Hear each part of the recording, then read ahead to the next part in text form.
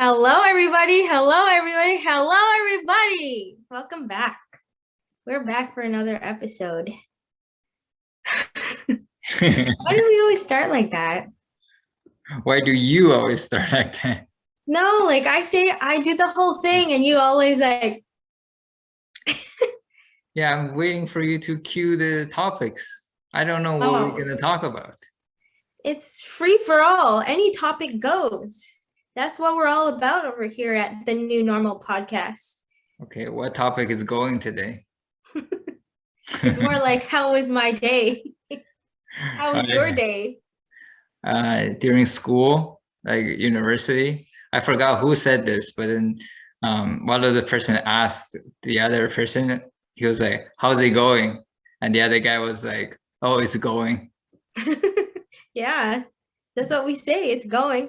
But then they all acted like it was normal, but I never heard that response in my life. Yeah, it's a thing.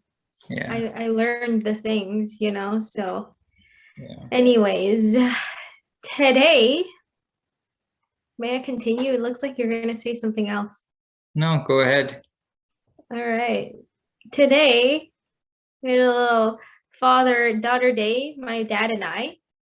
And so we moved to this new area. Well, my whole family and I, not just me and my dad, obviously, but so we're in this new area, right? I haven't been able to walk around yet and explore my surroundings because it's been so snowy here and the weather's been like not bearable to be outside, at least not for my standards.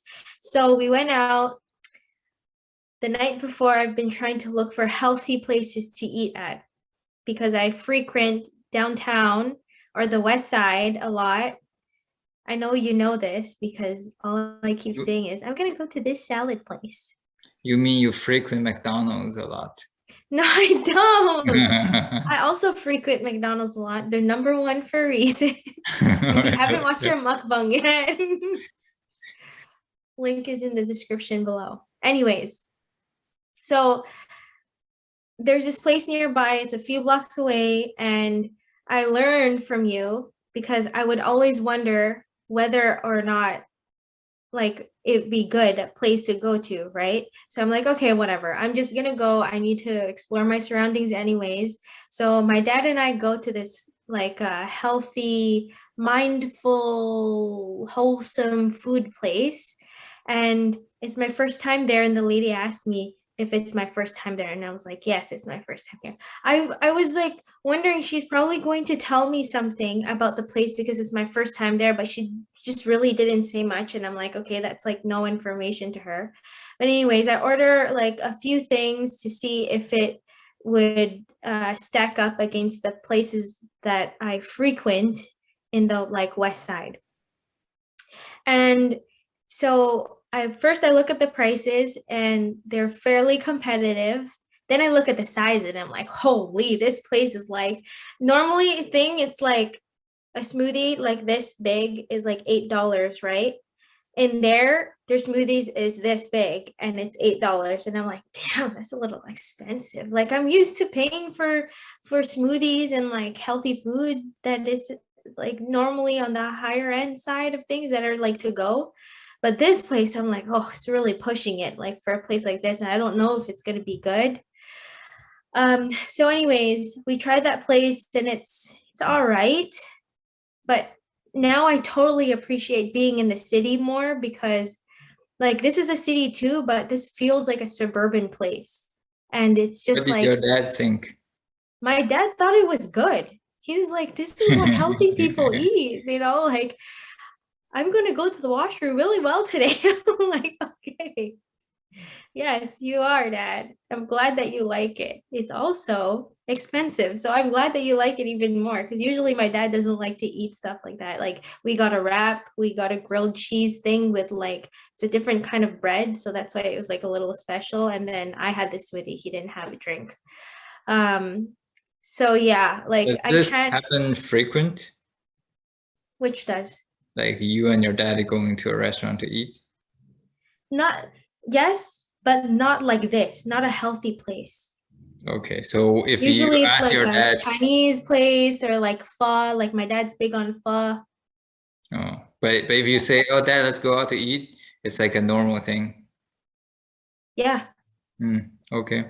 Like, well, it's more normal with my family. Like with my dad, it's not as normal, but it's not normal either. It's just we don't do it very often. Okay. Yeah. So And that's then why, when like, you go to restaurants, are you the one who orders everything? not all the time, no. Your Yeah. dad has opinions when he goes to restaurants? Yeah, my dad is kind of picky when he goes to restaurants. It's like surprising because then he doesn't eat very much different things, but when he does, he's extremely picky because he doesn't know what to eat most of the time. So, Does he like to keep going to the same place, ordering the same yeah. things? Mm-hmm. Hmm. He's a creature of habit. Hmm. Yeah. Why do you ask? I'm just curious, like coming on this podcast and start talking about the story. So I just assume that it doesn't happen very often, and then it's kind of like, it's like interesting to you because it happened. So I'm Yeah. trying to figure out the context. The, the main part of this story is the small business that I went to. Well, no, there's two main things. The two main thing is that firstly that I followed through with exploring in my neighborhood and trying something new, which normally I wouldn't want to try something new because like especially a place like that, like there's not many places that are healthy like that around here. I don't You know don't if it's have a, good. you don't have a choice now. You move to a new area. Every place is new. I know. But there's also places that are new that are recommended to me.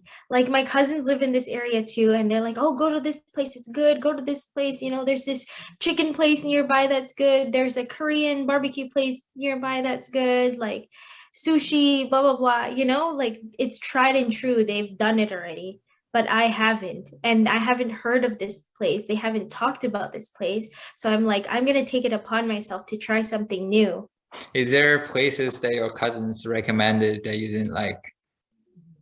Yeah, there is two. Like one place though, which is like a hit or miss because right now with COVID, a lot of the good quote good places that they've been to, the service went down. But So for the most part, you have the exact same taste as your cousins. not exact same. I think my palate is now a little bit more mature thanks to you and much wider variety thanks to you.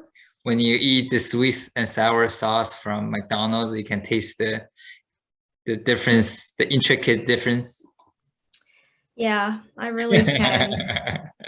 You're still number one for a reason. Don't Oh my knock on my God. sweet and sour. I know Stop. you're gonna knock on my sweet and sour. We don't have a brand deal. Stop, stop advocating for them. What the hell? For McDonald's, Yeah. they're so strong that you cannot advocate for McDonald's. Jesus Christ. Anyways, it's a separate thing.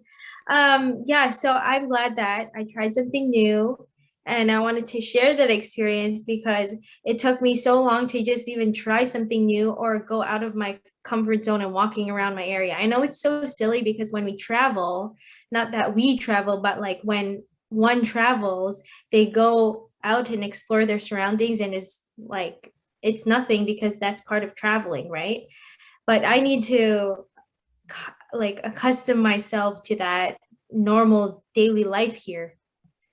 Like I don't know, I just appreciate so much more the selection in food in the city now. And now I'm trying to find ways. And so now I'm trying to find ways to fill that void in my life, in my day-to-day life. What would Not you what would you say to those people who say, um, like, if I already know there's something good in a restaurant I always go to, why would I go try something new when it could be bad? What because would you you say would to those people? I would say at least try it once so you'll know and that you'll know both sides of the story. Because you can't just be like, oh, this is one tried and true thing all the time because you can't even say if the other one is good or not. Like you can only say that if you've tried everything else on the menu, you know? Like this is like a delusional bias that one has if they haven't tried, you know, everything else, which is true because I myself have gone through that. Have Like you I can attest to that.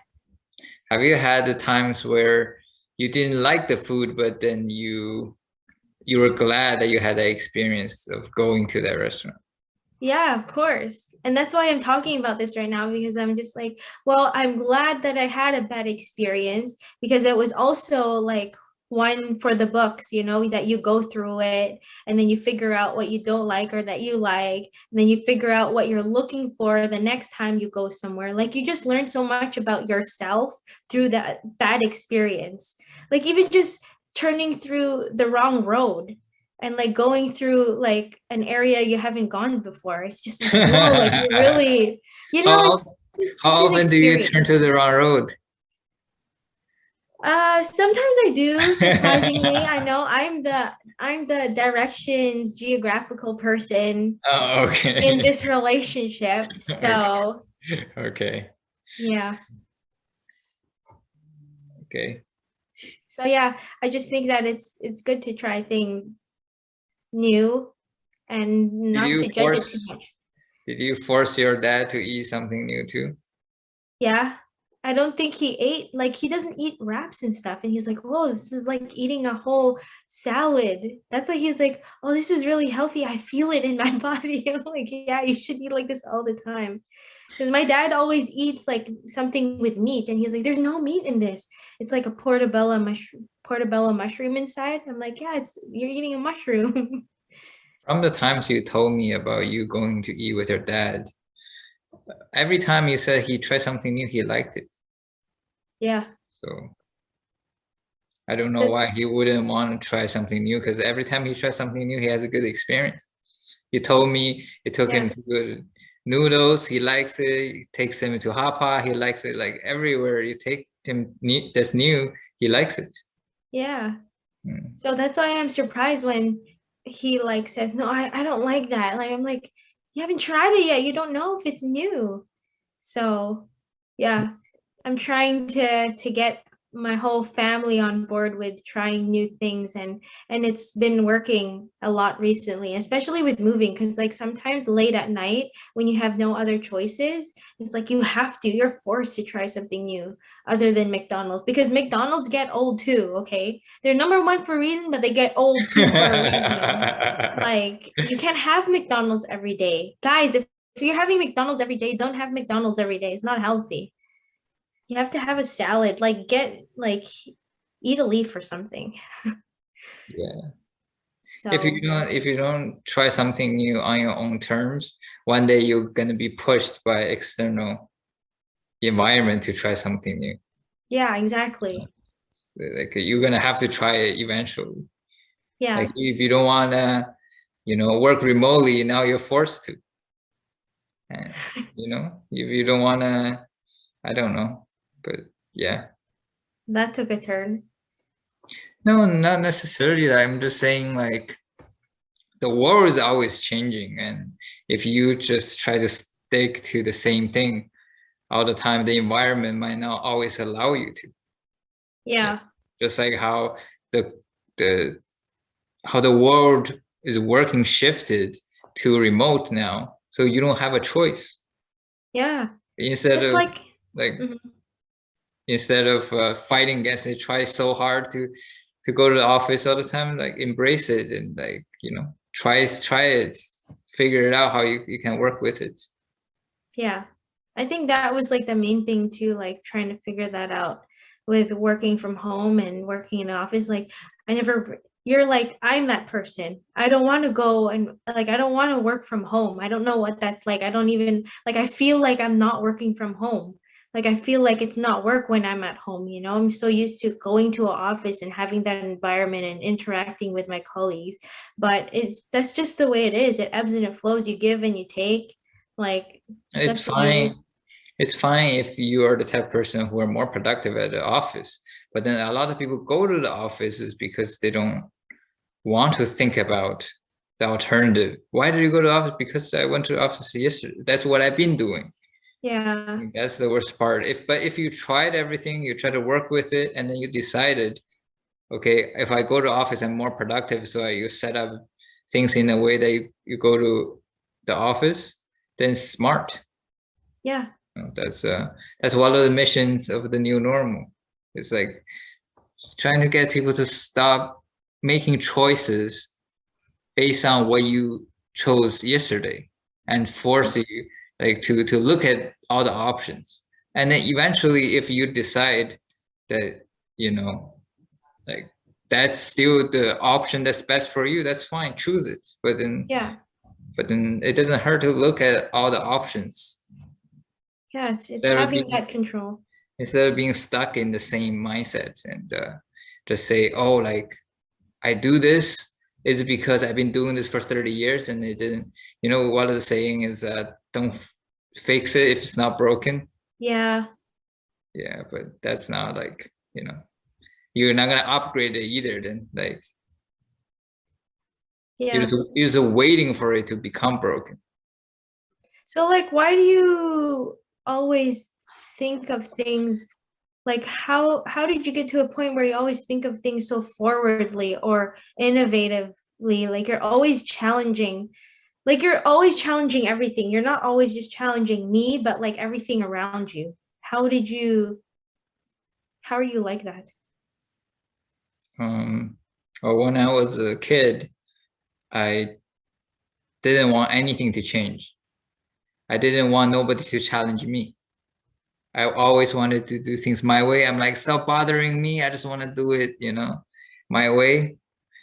And then later on, I started challenging myself and trying new things, and then realized it's actually more fun trying new things and challenging yourself. And when you're like just at ease, it becomes boring. And then now there's on top of that, there's another factor is I don't have much things to look forward to in life. That Like, sounds so dark. Like that sounds so depressing. yeah, it is. I'm a I'm a philosophical person, you know. I think about all of these things a lot. Elon Musk said this too. He was like, "Oh, I read um, all the philosophical books when I was like 16, 17, and he fell into a very dark place. He was like, oh, there's no meaning to life and nothing is because that's at the end, if you keep thinking about it, you're gonna fall into the spiral, and that's all the philosophers' stance on life is like eventually there's like no meaning. Hmm. Everything could be a dream, and it's just it doesn't matter. Like you might not even have free will. You might all the choices you make might not even be yours. So it's a pretty dark place if you keep thinking about it. Oh man. Yeah, but to Let's me not though, get into the whole free will thing right now. yeah, maybe not this episode. No, not this one. Yeah, but to me though, it's liberating still though, because it's just like how you tried a restaurant you don't like, but you're still glad that you had to experience the bad taste, kind of, not Yeah. the whole experience. It's kind of the same thing. I don't wish to be in that mindset all the time, but I'm glad that I've been through that mindset. So now I'm in a place where, because for the past, I don't know, 3 years, I didn't have much to look forward to in life. Like I do, like my life is good. I have things to look forward to, but there's nothing that's like so exciting that makes me like want to wake up early and tingles my skin type of thing, you know? The example is again Elon Musk. He started SpaceX. He tried to send a rocket to Mars, and people asked him, "Why do you want to send people to Mars when there's enough problems for you to solve on Earth already?"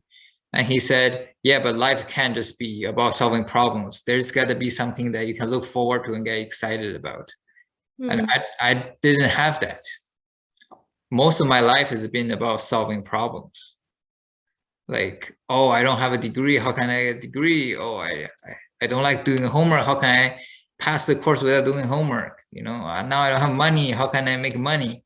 And oh, our relationship is going through problems, how can we solve that? It's always about like resolving problems. And after resolving the problem, it's not a big reward, because it's like, oh, like I'm just getting back on track where I was supposed to be. It's not a, Yeah. like you constantly progressing, but you don't feel like that.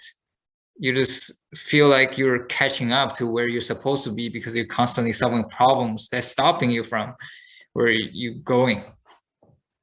Do you And feel like you have a vision now, or like something to look forward to other than whatever is yeah, going on? yeah, a little bit, A little bit. Do yeah. you feel like you're different because you have that? You have like something you're working towards?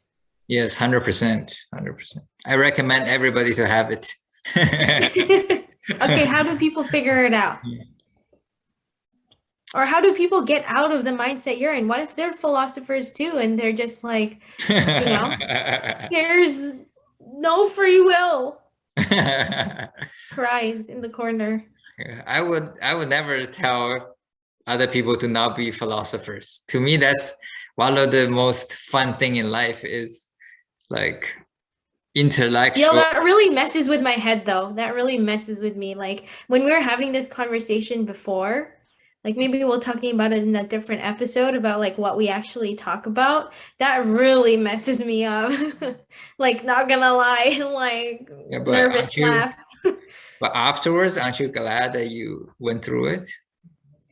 Yeah, it's a different experience because I can handle it. Like some people go nuts. Like I'm on the like no, I'm not I wasn't on the verge of like being nuts, but it's like it's so hard to wrap my head around such complex things like that. But at the end of the day, yeah, I'm glad that I gone through it, because now when I think about complex situations or problems or whatnot, like it's not that big a deal. Like my head doesn't go through the headache that it goes through thinking about free will or like what's the meaning of life and all of that. Like Yeah, I I wouldn't recommend it to everybody, but I'm just saying, if you're into that type of thing, I wouldn't say, oh, stop thinking about it. Like just oh like yeah, should also look into it more. yeah, it's like the TV show we used to watch, the North Waters, I think it's called. Yeah, North Water. Yeah, it's an extremely dark TV show. I wouldn't recommend it to everybody to watch it, but then the people who don't mind their show to be very dark, I want them like to experience that experience. It's like it's similar to what I'm saying. It's like as you were watching the show, you feel like incredibly dark. It's kind of hopeless. It's like what's the word? Yeah. Anyways, so Yeah. it's kind of similar to the mindset that put you in when you think about deep philosophical problems. But then after you watch the show, you're kind of glad that you watch it. It's a weird feeling. It's a weird experience. You're like, It's a wow. roller coaster. Yeah, you're Like like, an wow, emotional roller coaster. that show was so fucked up. But if they come out with season 2, I would watch it again. Yeah. That's messed up. Yeah, so it's a similar experience when you go through the philosophical deep issues. It's the same thing. Afterwards, you're like, fuck, that mindset, that thinking was fucked up. But if there's a season 2, I would go at it again. Yeah. Do you think we should have philosophy in high school? Because like that's a sensitive age too for people, like people going through puberty, emotional roller coasters, emotional like instability. Well, yes, but then like depends on what you call philosophy. Like most people misunderstand what philosophy is. It's not just about free will and meaning of life and all these things. Philosophy is mainly a way of thinking. Mm. It's kind of like science. What's science? Science, oh, it's biology, it's chemistry. It's not really any of this. It's science is a way of thinking.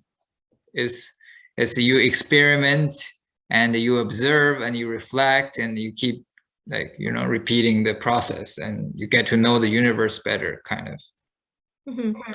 Philosophy is a way of thinking. And I think the way of thinking should be taught, not just high school, everywhere, elementary school, preschool, you know, just like how you preschool students are taught math, but not in the formulated way, but they're taught like, oh, this is one apple and that's another apple. You know, that's, And you have two apples. yeah, that's math, right? Yeah. And then there's philosophy that can be taught in that, you know, like a easy to digest way, and it can build people's way of thinking. It's critical thinking, that's the word. Yeah. But also when I asked one of our professors in like university, like why aren't we taught critical thinking off the bat? Like when we enter, why do we need to know all of this, the theory and things like that? And he was like, well, you're not going to finish something if it's too hard on your brain. Like, what do you think of that? Because like what is, Well, it's young kids might not, like it might not be enough for them, or sorry, it might be too much for them to handle.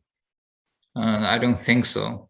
I don't think that's not my experience. My experience is kids finish things that are fun for them. It doesn't matter. The difficulty level is irrelevant. They don't finish things that are boring to them. Hmm. It's not about is it easy or is it difficult? It's about is it fun or is it boring to them? Yeah. When you think there are kids who play video games, there are kids who put together puzzles. Some of them I couldn't even put together, and their video games they play I couldn't even play as well as them. But then they're like 8 years old, 10 years old. It's because that draws them in and they're interested and they're gonna figure it out.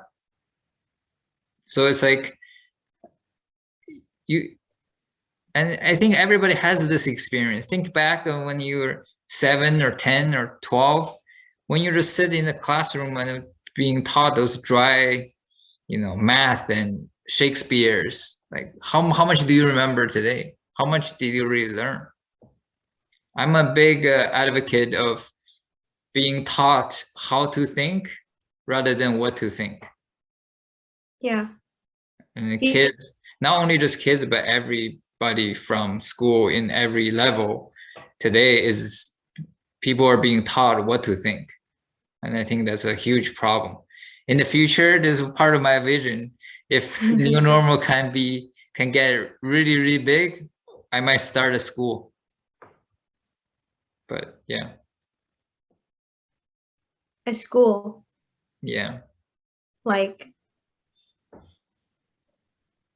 That's that's well, it doesn't have to be a school, but then it just part of my vision. It's the new normal is a belief and is a brand and is a mission and is a movement rather than a YouTube channel. The YouTube channel is where it starts, and hopefully it resonates with people and we can build off of it. And in the future, whatever can contribute to the mission, I want to yeah, do. I want to build like a kind of like ecosystem, that makes sense. you know. But I guess I'm saying like what kind of school, because then there's so many, like in education there's so many routes that one can go through, but I guess we'll cross that bridge when we get there. Yeah, also we are not directly, but we are kind of testing and experimenting while doing these podcasts as well, right? Because in a way we are like teaching people something too. Not, Hopefully people think that we're teaching them something. yeah, and if we were not, that's still a feedback that's valuable to us, then that's going to help us to improve. Yeah. like So if you think comment down below if you have any feedback or ideas or anything. Be so cool to be like have a conversation going. You know what I'm saying? yeah, if you think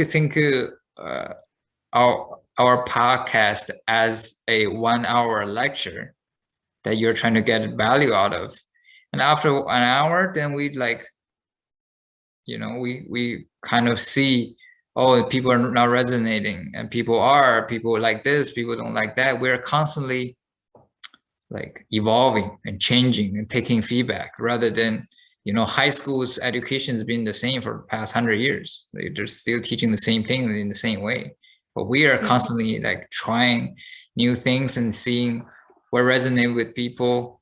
And we're also like trying, like talking about the things that are happening in life too, right? Yeah. Like, and so yeah, in the future, I think after maybe 200 episodes of the podcast, it will be better in educating people than the average high school teacher. Yeah, I think, and that's the thing is that when one is interested in the conversation, one learns more through a conversation or through back and forth like this, just hanging out, than having to go through a lecture. Because I Yeah, feel like even just conversing with a professor, I learn way more than being in their 3 hour class. Like I learn like I don't know how much in quantity, but I feel like I learn more having conversation with the professor and asking them, or just like hearing them speak for 10 minutes about something that is more personal to them than through the school system. yeah. And I've learned more from watching a 10-minute YouTube video than me going through a whole class Exactly. of entire term.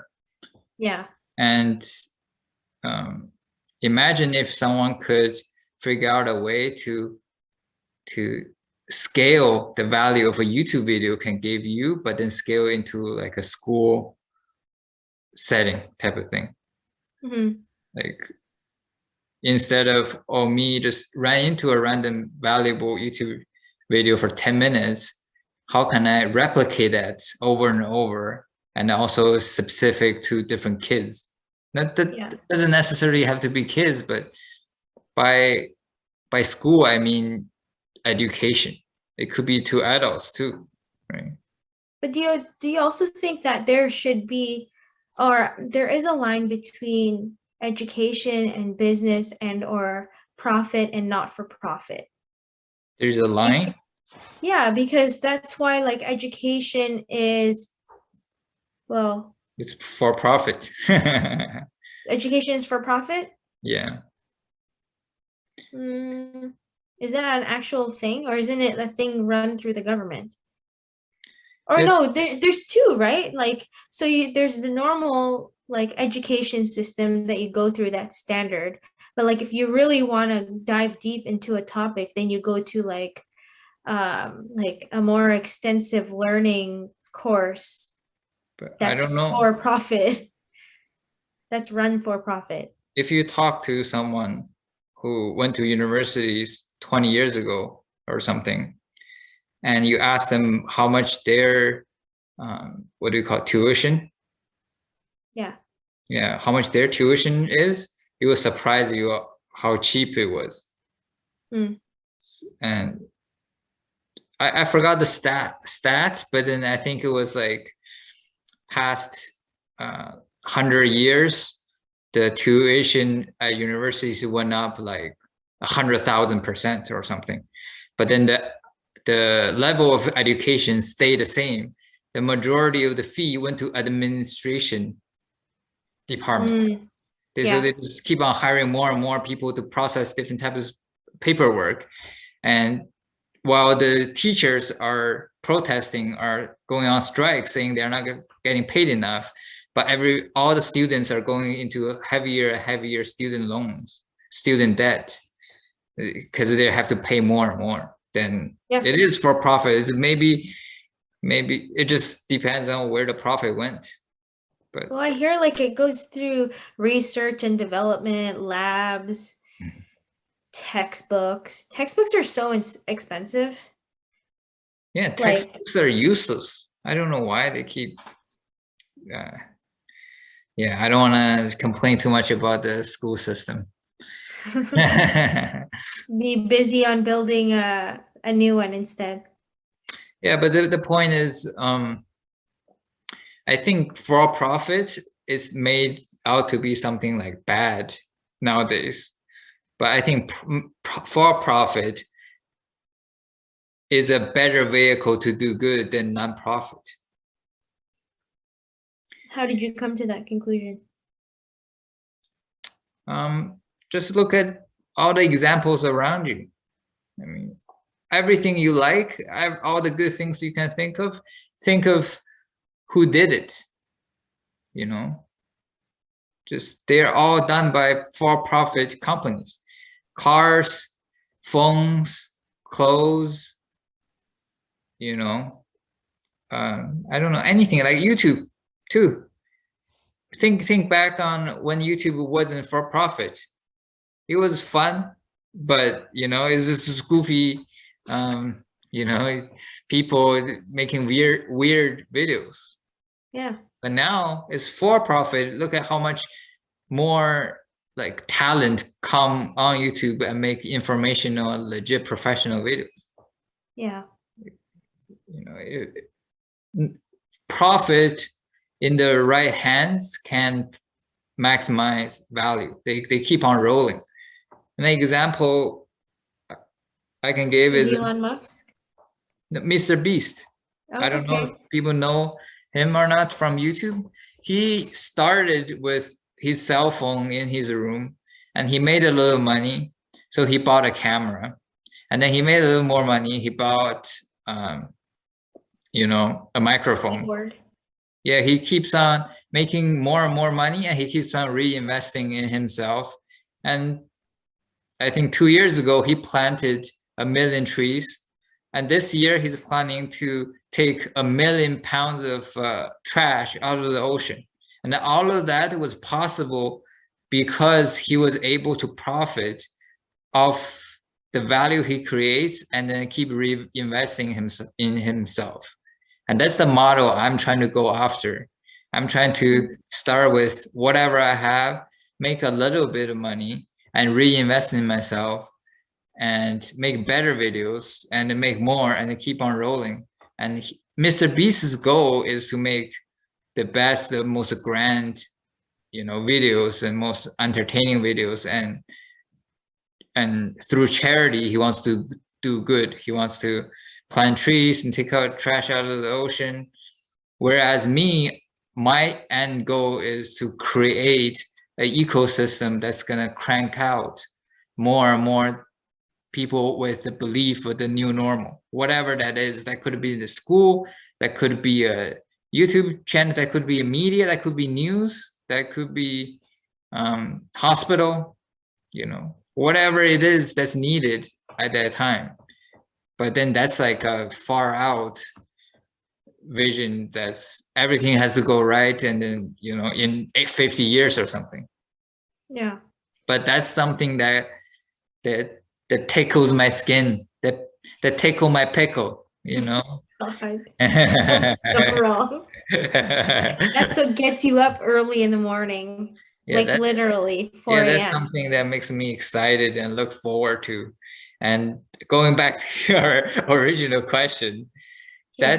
that's why I like to challenge other people now, is because I'm in this like excited mode. It's like, oh, let me challenge everybody and everything and then see what happens.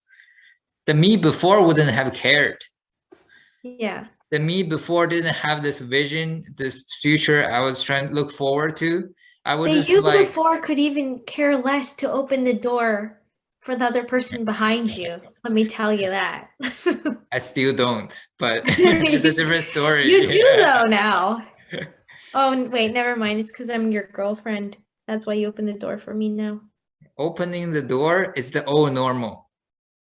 We're trying to create the new normal. No, that's the wrong message. Open the door for the person behind you, even if they're not your girlfriend. Yeah, but anyways, so go back to Yeah, the I just point brushed real that off quick. real quick. It's when I just try to solve problem, focus on all the problems in my life, I anything that don't concern me or concern solving my problem, I wouldn't care about at all. I'd be like, oh, Mhm. improving other people's life. How would that help me solving my problem? I'm going through so much problems. But now I've shifted my mindset in, oh, that's a future that gets me excited. That's that's interesting. And I don't know if it will happen, and I don't know how it will happen. I don't know what will like change along the way, but then I'm like excited to experiment and test it out.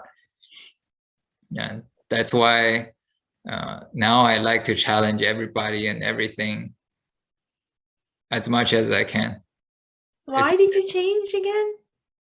why did I change? Because I Yeah. shifted my mindset. What shifted you? What moved you?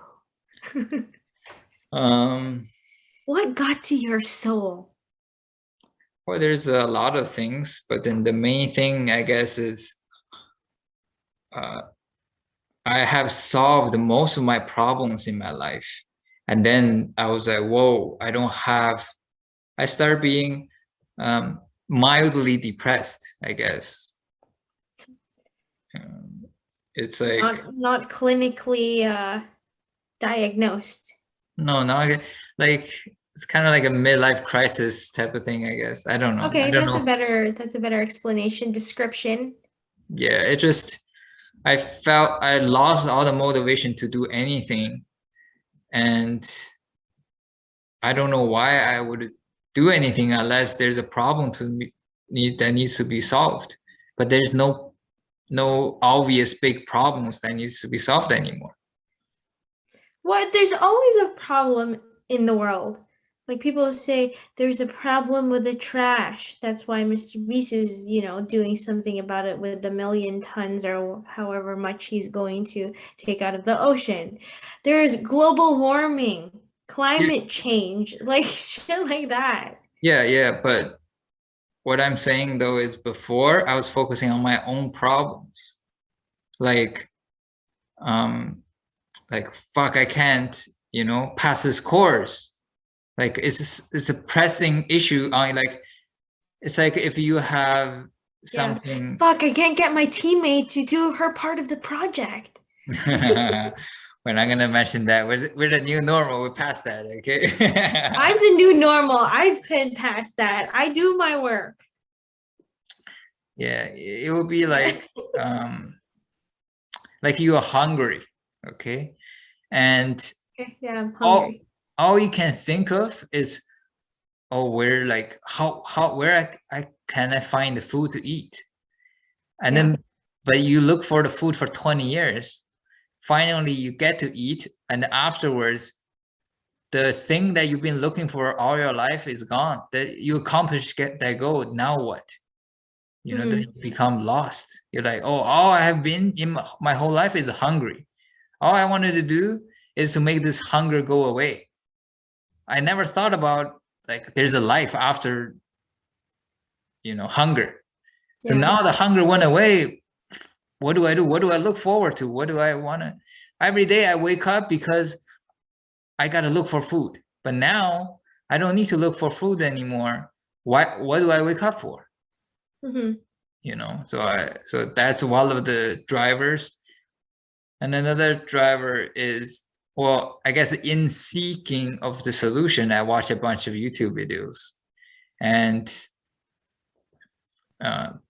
what everybody was saying essentially was you got to have some like a bigger mission in life and have a long-term goal that you that will excite you to be on the journey to chase after rather than accomplishing. Yeah.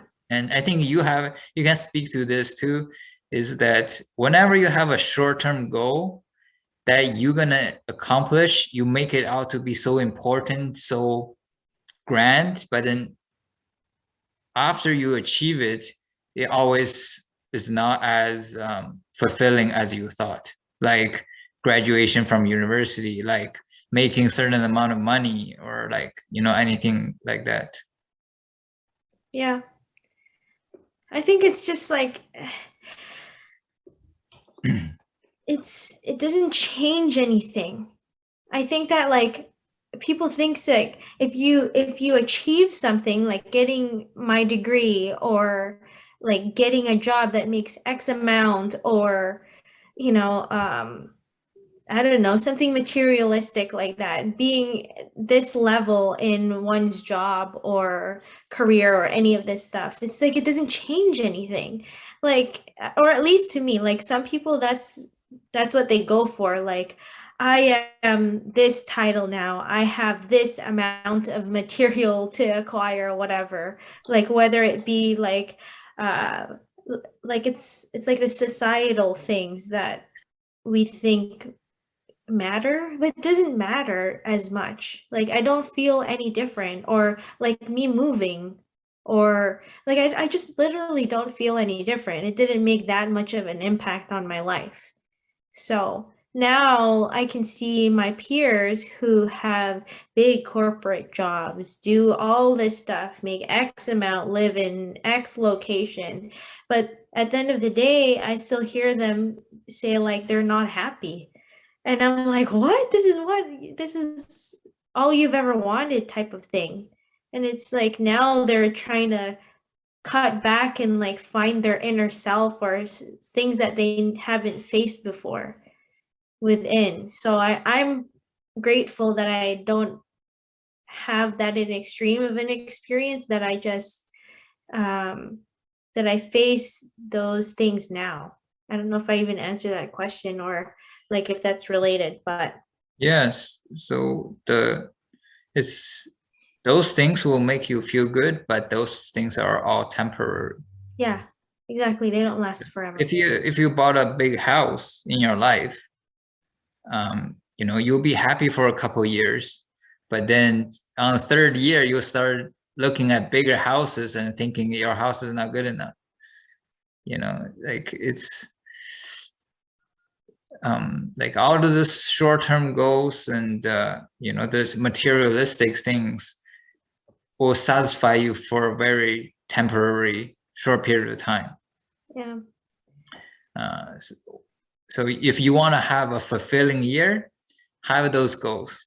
But I'm trying to have a fulfilling life. Then I have to set a goal that I could not achieve in my lifetime. And also, but then I wouldn't care. I care about the journey. That's the experience that's going to bring me on the journey. It will be just kind of like I focus on learning in school rather than graduating, Hmm. you know. And then that mindset shift is you know, it's how it happened. Yeah. And for me, it's more, and that's why I say like at the very beginning is that I just want to be my best self, because when I'm my best self, then I feel like I can help others better because I have fulfilled what I needed to fulfill on my end. So it's kind of similar because there's no goal for that. There's no end point. You just continue to be better and better like every day, every month. Like it's something that's a consistent work.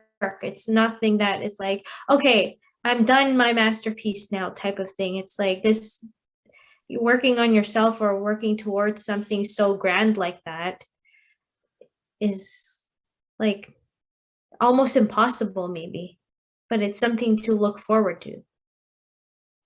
Yeah, that's part of the fun is having a goal that you can achieve. You know, it's a life is not a race. Life is a journey. You know, people like So everything. cliche, Yeah, Carino. like everything has a rules. You know, has a time, has a starting point, has an end point. When you watch those race on Olympic race, the guy start from beginning. He ran to the thing, the line, The finish line, yeah. Yeah, the finish line, and he starts celebrating, and he looks like man of the year.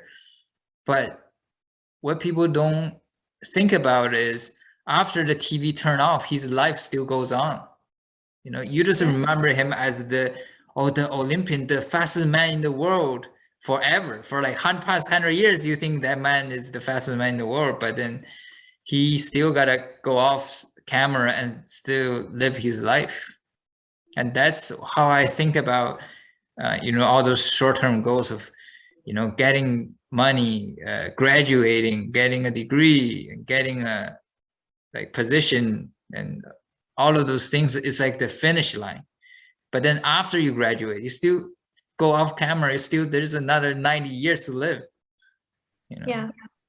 After you get the money, after you get the big position you wanted, after you get all of that, life doesn't end. It just not, it's not like Disney movies, like, oh, there's the prince rescue the princess, and now at the end they're not showing you the rescuing. It's only the first year. They have to live together for next 50 years, and they argue, they talk about, they argue Oh God, about here we go. they argue about toothbrush, they argue about using the toilet, they argue about, drinking tea, they argue about all of these things.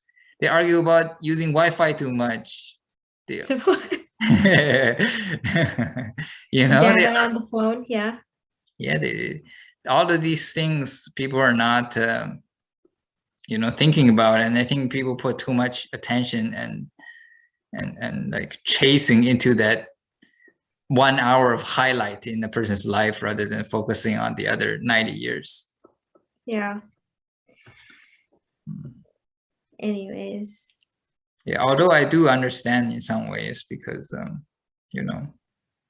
I had to go through a lot of my problems to be able to set myself in this mindset. Yeah. Yeah. Last night I woke up in the middle of the night at like 4 a.m. and I couldn't sleep, so I watched a Grant Cardone interview. Mm-hmm. And in there he said, all these people tell you don't care about money. You have to care about money if you can't feed yourself. You have all these problems, you can't care about saving the world. You can only care about saving the world after you have enough. Yeah. So I kind of see that too. Is if you're riddled with problems, you don't have the spare time or energy to think about a grand vision, big mission, and all these things. You can only just, all you see is your problems, and if you don't get these problems out of your eyes, they're blocking your vision. You can't really see further than you can't see further than you want. Yeah. Which is why mindset is so big though, because I used to be like that. Like I really used to I used to be you're you. laughing because you've witnessed me through all of this. You used to be the old normal. Yeah. Like Yeah. I made things that because I have problems and I made my problems seem like they were so much bigger than they really were because I'm just so tunnel vision. But once I started like opening my mind, if you will, or my horizons, then I'm like, oh, actually, that's just a small dent in the overall thing that I want to do here. So I don't make things a problem. Like I don't even make things like I try to live my life frictionless now because at the end of the day, it's not really like such a crippling thing that I cannot get through it. Like or whatever obstacles I'm going through. Yeah, whatever you do, you gotta like focus on the like a grand vision, like a vision Yeah. and the journey. Same with money. Like another thing Grant Cardone said in the interview is he said rich people are very good at selling things, but wealthy people, they never sell. They just keep buying. They keep buying more and more good assets, and they huddle around and never sell it. And that's It's a like a mindset. one-sided thing though, too. Because how can you if you're wealthy or if you don't have anything, how can you buy if you don't have anything to begin with, which was like my mindset before. Well, that's yeah, but it's not about the practicality of it, but it's a mindset thing. Mm. Is he said, oh, the wealthy people will only sell when they're done with the game. They're like, Mm. oh, they're 80 years old. They're like, I will never buy again. They sell everything. But then it goes back to my earlier point is like, you got to have that mindset that's I'm in this forever. Like I'm here with the journey, with the experience, and I'm making money because it takes me one step closer to the vision, and it's fun and it's the journey. Like one thing I hear people who don't have money talk about is always like, oh, when can you take the money out? You know, when can I spend it? That's that's what it like when I told people maybe it's 4 years ago, told people to buy Tesla stock, or when other people ask me, oh, why do you buy Tesla stock? I was like, oh, they're gonna have a very bright future and da da da. And then it went up a little bit, and people are like, why aren't you just selling? Yeah. And I was like, oh, because they're gonna have a better future next year than this year. And they're like, then when are you ever gonna sell? When are you gonna take the money out and spend it? I'm just like, no, like if I had money, if I had cash today, I'll be struggling to find an opportunity like this. If I found it, I shouldn't sell it and try to refine the opportunity some other day in the future. But then they don't get it. They don't get like the journey of trying to accumulate wealth. They're only thinking about, oh, I need to spend money. Where can I find some money so I can spend it? Yeah. Yeah. Most people. And like even if you say that and like explain that story, like most people still won't understand because they're not in that situation. Yeah, this is a pretty difficult concept to grasp. Yeah. Yeah, but I guess maybe I should elaborate too. So, in maybe yeah, I will talk. Okay, so I think one of the biggest misconception is that being rich is about the numbers. When people Mhm. when people say, "Oh, that guy's a millionaire, that guy's a billionaire, and that guy's rich," but being rich has nothing to do with the number. Being rich is a ratio.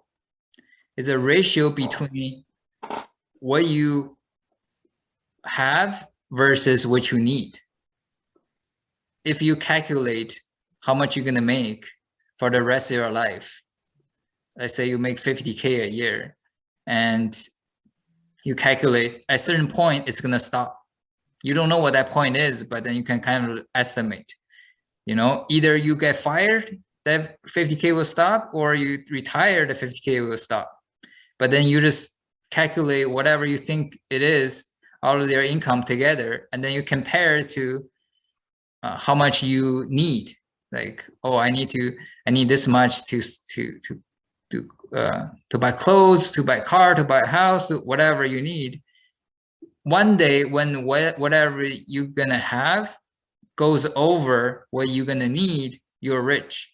Even goes over $1, you're rich. It doesn't matter the amount. For different people need different things. Like if I need 30K a year, if I make 31K, I'm rich. But if you need 1 million a year, even if you make 900,000, you're poor because you don't have enough. Yeah. Yeah, so that's, and then wealth again has nothing to do with the number. Wealth is a formula. The formula, you could have no money, but if you have the formula, then you're wealthy. Go on with your formula. Well, the formula is different for everybody, but just to give you an example, this is not an actual formula, but just to give you an example, Or this is the way you look at things. Is that fair to say? no, I'm just making up some numbers to Okay, give sure. the listener an idea what I mean by a formula. So let's say any amount of money that comes in, I'm going to spend 30%. I'm going to take 70% to invest.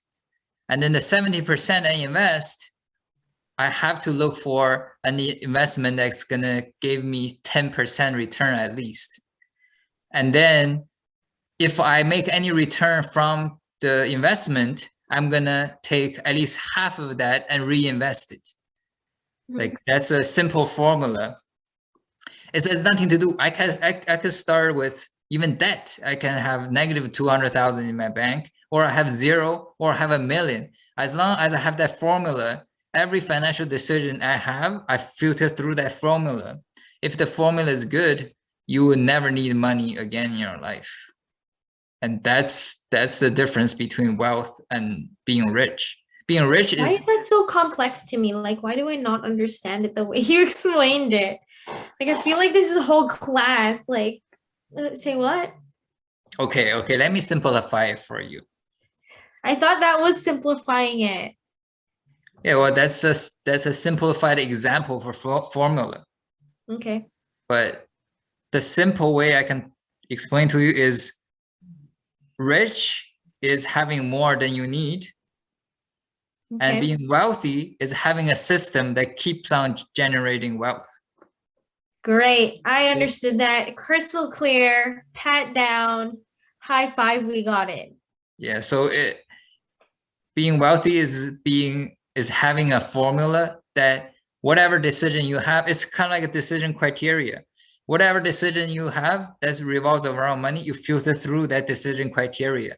If it satisfies all your criteria, you do it. You like take your own emotions and judgment out of it and just use a principle-based system.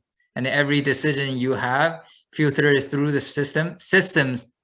The system tells you yes or no. Now your own emotions and judgment and biased opinions.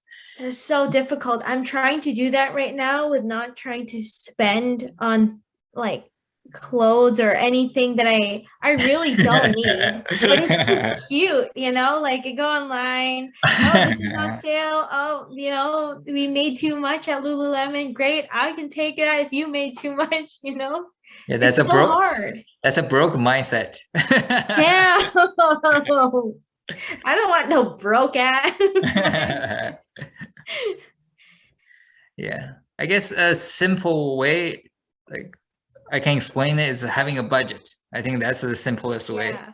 Is if you have a budget, you're like, And oh, if you're disciplined about your budget. yeah, if you have a budgeting system that's good, and then you follow it strictly, then you're gonna head toward wealth, no matter how little you start with. Yeah. But then if you just buy things off of a feeling and you have no idea how much they're costing you, you know, and you have no idea how much you have left, and you have no idea how much, like, even if you have a bunch of left, you don't know what to do with them, then you're gonna stay broke. Yeah. No matter the salary doesn't matter. Like that's the biggest misconception, is money is about the number. It's not about the number. It's mostly like percentage, ratio, and formula and system, and Yeah. I think that's a lot of like people who are our age don't understand. And that's why like it's so misleading. Like people who think that, okay, here's another thing. People who think that buying coffee every day is normal, like that is the regular thing to do. No, it's not. Like coffee is, well, depending on how you like your coffee. My coffee is like lattes and fancy stuff, like I don't know, whatever you can think of. It's like coffee should be costing you 50 cents at home. And then that's where I learned that investors do. If anything, they purchase coffee outside, they feel like it's a ripoff. not only that, but more so whatever purchase they have, they don't want to think about it. They think it's a headache. They don't want to tap their card. Even if they don't have money, they use a credit card, they go into debt. They just don't want to think about it. They want to, oh, I want that. I have the feeling that I want that. So I'll just tap my card and get it. And they're like, oh, this is too much, it's too much headache to think about what's this number relative to my salary and calculate it and have a budget. That's too much work. But they would It is a lot of work. but they will do 100 times, 1,000 times more work to get a promotion, to just get, 10% increase in their pay. But they've been losing 50% on all of the expense they've been spending, but they're not thinking about it. Yeah. If you just put like 10 minutes into thinking about your expenses and budgeting it, it will be the equivalent of having a 50% raise. But then if you tell people you can get 50% raise if you do some work, everybody would do it. Yeah, But it's then, hard. but when it comes to saving money, nobody wants to do it. Everybody's like, oh, that's too much work. Yeah, there are people who make minimum wage. Not that minimum wage is bad. It's just like, it's a starting point. There are people who make minimum wage who are, quote, richer or, do much better in terms of their net worth at the end of the year compared to someone who makes six figures. Yeah, Like, if this is an actual thing. Yeah, if you filter through your money through good decisions, the only thing that's between you and being rich is time. You just need some time for it to grow and become rich. But then if you don't have any good decision making ability, it doesn't matter how much time lapse in between, you're gonna be broke. You've seen broke 10-year-old, you've seen broke 90 years old. Yeah. It's time won't solve your problems if you don't make good decisions. But whereas if you make good decisions, time will compound the good effect, like how good your formula is. Time will help to accelerate your effect. Yeah. I'm like kind of mad at myself. I'm half on this. It's something I'm working on. Well, you're lucky you find a guy who knows this, so you don't have to. But for all those people who couldn't find a guy like me, you better like learn this, Well, like you. Okay, good. Putting yourself up there. Yes, and you're right. I found you. Oh, by the way, it doesn't have to be the guy in the relationship. If you're a girl, learn it too. What if you found a guy that's perfect in every way, but then the only thing about the guy is that he's financially illiterate? Then, oh man. Yeah, but then you knowing it is good because you only need one person in the whole family that knows it. You can uplift the whole family. So everybody should learn these things. That's really good advice. It's not a sexist thing. Anyone can learn this money stuff. Yeah, actually, I think I forgot. But it's better if both of you know together. Yeah, that would be ideal. But I forgot where I saw it somewhere that says in the past 2-3 years, girls' education level went past guys, and also girls are better at saving money than guys. So girls are better at saving money than guys? Guys are more careless in nature, don't you think? No, not necessarily. No. Well, girls, I think girls can spend, how much girls spend on purses, which is the only, I don't understand this, maybe because I'm not a purse person, but I really don't understand the concept of getting a nice purse, spend all your money in the purse, and then you'll have nothing inside your wallet. I just don't understand this thing, but there are let me tell you, women spend way more from a day-to-day basis on their personal needs than guys do, okay? I'm still mad about that. Yeah, but girls are they spend more on the little stuff. And then it's little stuff and big stuff.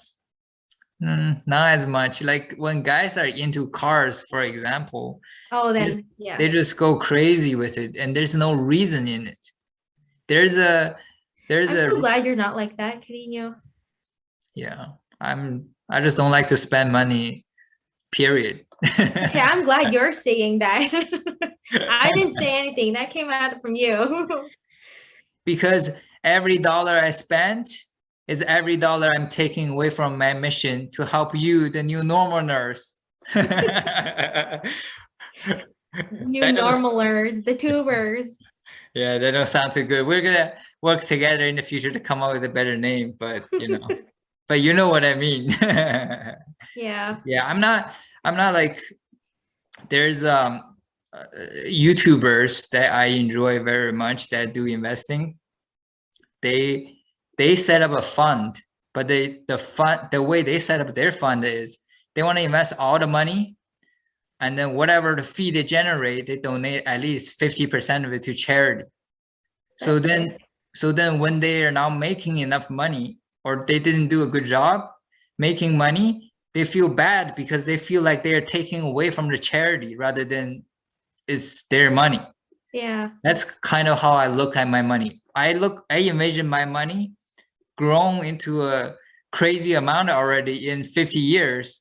And then every dollar I spend today, I'm not just spending my money, I'm taking away the money from the quote unquote charity, which it's not a nonprofit, but then it's a place where I don't ever want to take out. I just want to contribute to more and more into it to pursue the mission. Hmm. Yes. I'm glad I understand that now, because before I didn't understand it too much. I'm like, why? You probably still don't understand, but it's okay. I still don't understand. I do more now. Episode by episode, we'll break down your ignorance. Break Okay, down. chill. I'm not that ignorant. I mean, I'm ignorant and I know when I am, and I admit to it. I'm willing to learn every day, though. Yeah, So I'm not completely ignorant. I'm just like, yeah. But episode by episode, we'll reduce your ignorance and reduce the audience's ignorance, and then shift you over to the new mindset a little further, and shift the audience to the new mindset a little further. That's our mission. we're just playing all together. Yeah. Anyways, I think it's time to wrap it up. Yeah, you think so, mister? Yeah, they've gotten Anyway. enough value for one episode. They don't deserve more. What? Not funny. Okay, this is an inside thing. The whole world doesn't know about why they deserve more or don't deserve more, okay? Let's just Okay. leave it at that. You don't have to understand. Just click the like and come back next episode. Mm-hmm. Anyways, what do we say at the end of the episode? Huh. Well, you have to say it now. Don't be normal. Be yourself. And we will see you next episode. Yes. Bye-bye. Bye.